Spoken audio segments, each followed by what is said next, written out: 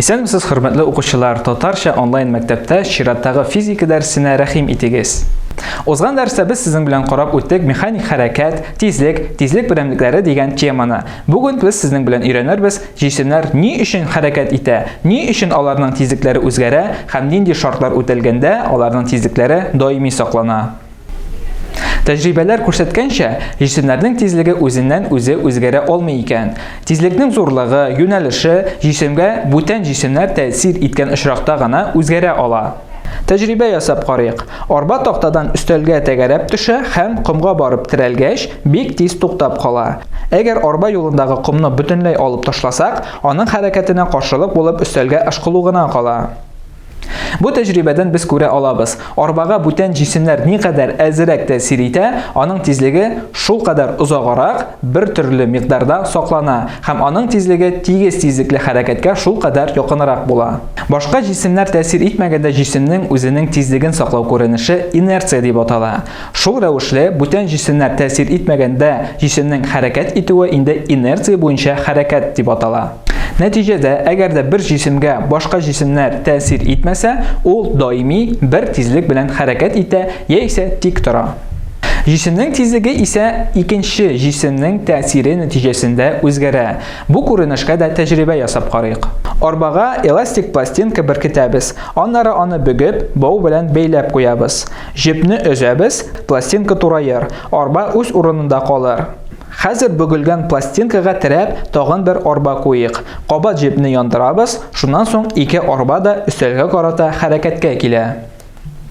Бу тәҗрибәдән без күрә алабыз. Бер җисемнең икенче җисемгә тәэсире бер яклы гына була алмый. Ягъни алар бер-берсенә тәэсир итәләр, ягъни үзара тәэсир итешәләр. Димәк, үзара тәэсир итешү нәтиҗәсендә ике җисем дә үзләренең тизлеген үзгәртә ала. Шунсына да игътибар итик. Ике җисем үзара тәэсир итешкәндә аларның икесенең дә тизлеге үзгәрә, ләкин аларның тизлекләре шактый аерылырга да мөмкин.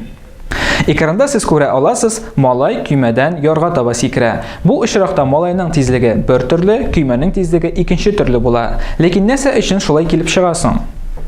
Алда тасвирланган тәҗрибәне икенче төрле үткәрик. Бу юлы төрле арбалар алырбыз.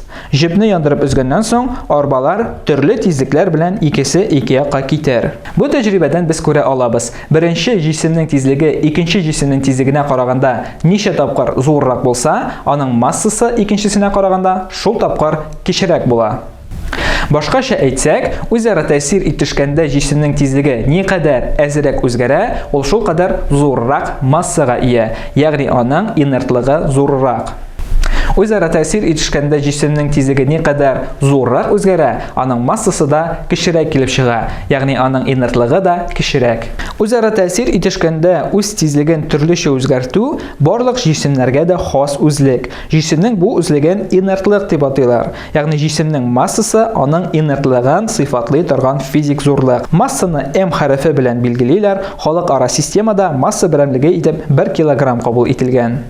Җисемнәр үзара тәэсир итешкәндә хасил булган тизлекләрнең чагыштырмаларын өйрәнеп, аларның массалары чагыштырмалары турында да без өйрәнә алабыз. Фәндә бу ысул белән төрле күк җисемнәрен, молекулаларны, атомнарны өйрәнергә мөмкин. Ә гади тормышта исә җисемнәрнең массаларын белү өчен без төрле үлчәүләрдән файдаланабыз.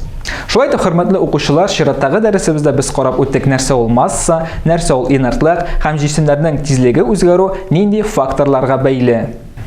Дәресебезнең чираттагы практик өлешебездә әлеге гыйлемнәребезне тагы да тирәнәйтербез. Хәзергә исә дәресебезнең беренче өлеше тәмам. Игътибарыгыз өчен рәхмәт. Киләсе очрашуларга кадәр.